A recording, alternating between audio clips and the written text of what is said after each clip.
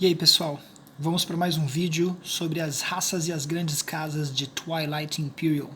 Esse é o terceiro vídeo e no vídeo de hoje a gente vai falar um pouco e destrinchar as habilidades da Baronia de Letnev.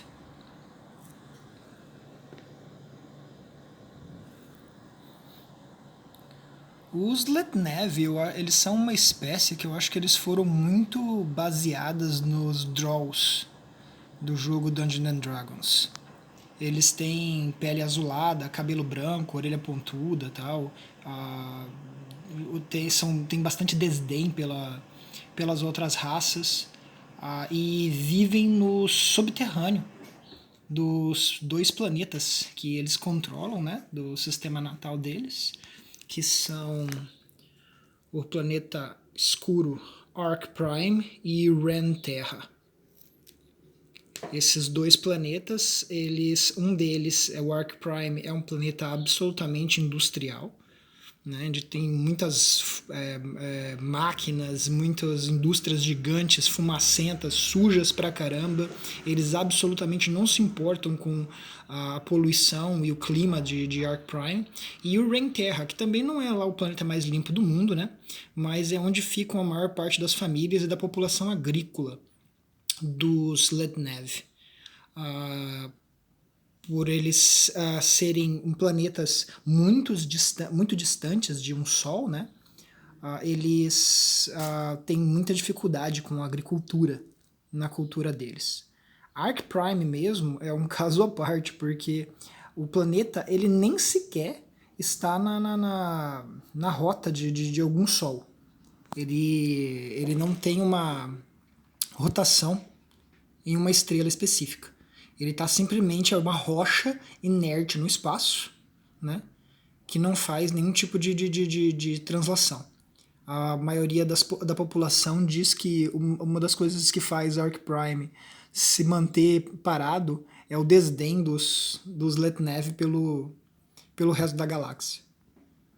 E o Ren Terra e outra característica de Arc Prime é que ele é um planeta tão sujo e tão poluído que quando as naves de outras raças vão visitar o planeta para comércio ou negociações em geral, elas saem de lá absolutamente pretas e chamuscadas de fumaça. Né? Elas são conhecidas como limpa-chaminé, quando uma nave sai de Arc Prime. Apesar disso, os Letnev eles nem sentem essa sujeira e essa poluição toda, porque eles vivem no subterrâneo desses dois planetas. Todas as grandes cidades dos Letnevs elas são subterrâneas, são cidades do interior do planeta, né? E isso faz com que eles acabem sendo uma população de criaturas tipo os Drolls mesmos e os anões de D&D.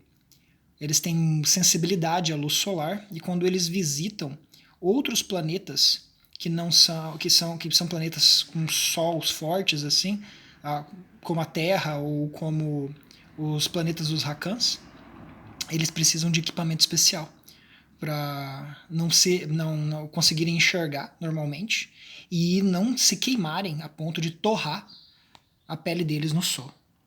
Os Letnev eles vivem em um sistema governamental de baronia, né? O governo deles é uma baronia e eles são bem xenófobos dentro do governo deles. Assim, as pessoas que mandam mais, assim, normalmente valem muito mais do que os trabalhadores, do que os outros.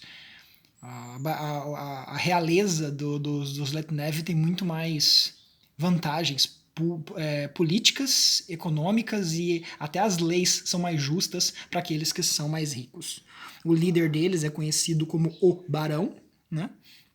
E ele está lutando agora para colocar os Letnev como os novos imperadores da galáxia. Porque no começo da história deles, né, eles tentaram fazer isso e acabaram iniciando a Primeira Guerra do Crepúsculo. O primeiro estopim que iniciou a queda do antigo império e a grande Primeira Guerra do Crepúsculo foi quando os Letnevs perceberam que eles estavam crescendo menos estando sobre as margens do império, né? que era um império muito justo, todos deveriam crescer igual, ninguém deveria se sobressair demais um ao outro, né? E eles perceberam que eles estavam tendo desvantagem nisso, e foi a hora que eles deram um fuck off para tudo e roubaram lá o buraco de minhoca da região de Quan, e isso gerou a treta deles com os humanos e o início da Primeira Guerra Crepuscular. Essa é a história da baronia de Letnev. Bom, com relação às características deles, né? Os Letnevs já começam com duas tecnologias muito interessantes, que é os defletores antimatérias e a marcação de plasma. Os defletores antimatérias é para que eles possam entrar em áreas de chuva de meteoros, e eles têm bônus para reduzir o dano das armas antiaéreas, né? E a marcação de plasma, que dá um dado extra para eles quando eles forem fazer bombardeios.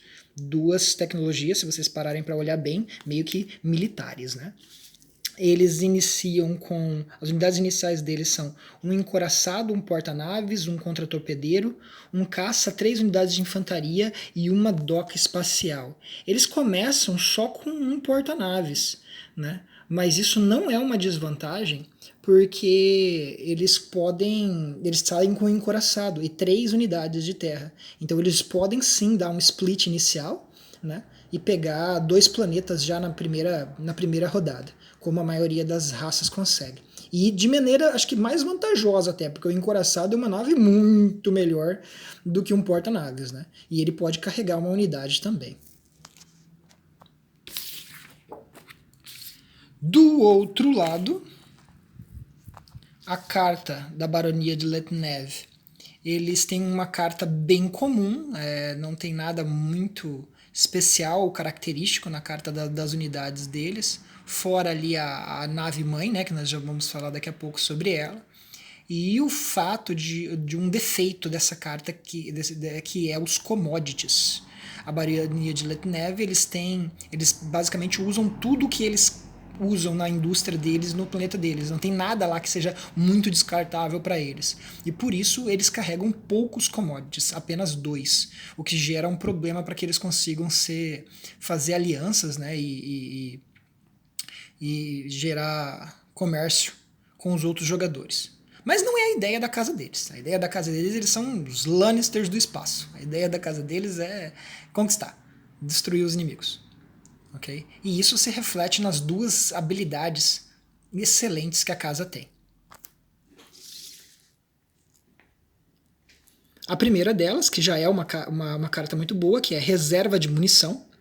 No início de cada rolada de combate espacial, você pode gastar 2 bens de comércio. Você pode rerolar qualquer dado do seu durante essa rodada de combate. Ou seja, quando você está utilizando naves, por exemplo, encoraçados ou cruzadores, e por acaso você tirou um 4 ou um 3, gastar 2 bens de comércio para poder rerolar todos esses dados é muito bom. É muito bom mesmo. Porque você evita que o azar, né, leve você a errar naves que facilmente acertariam os inimigos. Então essa é muito, muito boa essa habilidade deles. Pena que ela não vale para a Terra, tá? Só para o espaço. E aí eu acho que tem aqui uma habilidade deles que, na minha opinião, é uma das habilidades mais apelonas de todas as casas e que eu gosto bastante. Armada. O número máximo de naves, exceto de caças, né, que você pode ter em cada sistema é igual a 2 mais o número de marcadores presentes no seu acervo de frota. Ou seja, se eles estiverem lá com apenas 2 cartãozinhos no acervo de frota, porque eles quiseram usar os tokens para fazer ações extras, eles podem ter até 4 naves grandes no mesmo sistema, sempre 2 a mais. Isso faz com que os Letnev tenham tropas gigantescas de naves grandes e não precisem ficar se suprindo a força deles com caças ou naves pequenas problemáticas, né? Eles podem usar as naves que suportam dano ou naves que causam dano de verdade, igual os cruzadores. Eu gostei muito dessa habilidade armada, apelativa demais. E ela casa perfeitamente com as outras habilidades das especiais deles. Vamos ver elas agora. Começando pela nave-mãe. Arx Secundus. A nave almirante deles, a Arx Secundus, ela é uma habilidade bem básica, como a maioria das outras, né? Custo 8, 5 no dado de combate, o que é bem legal, que é o mais baixo possível, né? Rola 2 dados, básico, normal, 1 movimento e capacidade 3. Agora vamos às habilidades especiais dela. As unidades de outros jogadores presentes nesse sistema perdem o escudo planetário. Ou seja, quando você estiver usando essa nave ou as naves que estão junto com ela para fazer um bombardeio, você pode fazer e ponto final. Não existe escudo planetário contra essa nave ou as naves que estão auxiliando ela num ataque terrestre. Isso facilita muito a entrada das suas tropas, né? E no início de cada rodada de combate espacial, você pode consertar essa nave. Ou seja, todo turno você pode usar a habilidade suportar dano dela. E aí, logo depois, você vai poder consertar ela e na rodada seguinte usar de novo a habilidade para absorver mais um dano. A nave se autoconserta a cada rodada. Ainda é perigoso, porque numa dessas, às vezes, você tá lá, vai suportar um dano. Aí o inimigo pode jogar uma carta, né? Pra causar 2 de dano e você vai perder a sua nave com aquela carta. Mas, em todo caso, ainda assim é muito vantajoso. Todo turno, caso o inimigo não tiver aquela carta, você simplesmente tá resolvido, né? Você pode poder absorver 1 de dano todo turno. E a Arc Secundus, ela também tem bombardeio. Né? Ela tem um bombardeio especial, ela pode bombardear 3 vezes o planeta do inimigo, com dificuldade 5, antes deles descerem. Ou seja, como ela pode carregar sempre, como ela vai estar sempre acompanhada de outras naves grandes, alguns bombardeios da nave almirante deles, acompanhada do bombardeio de alguns encoraçados, normalmente é o suficiente para limpar qualquer planeta cheio de Wardrax e humanos, né? Antes de descer para simplesmente tomar o planeta gratuitamente, né? E essas habilidades ainda combam um pouco com as 2 tecnologias únicas da espécie.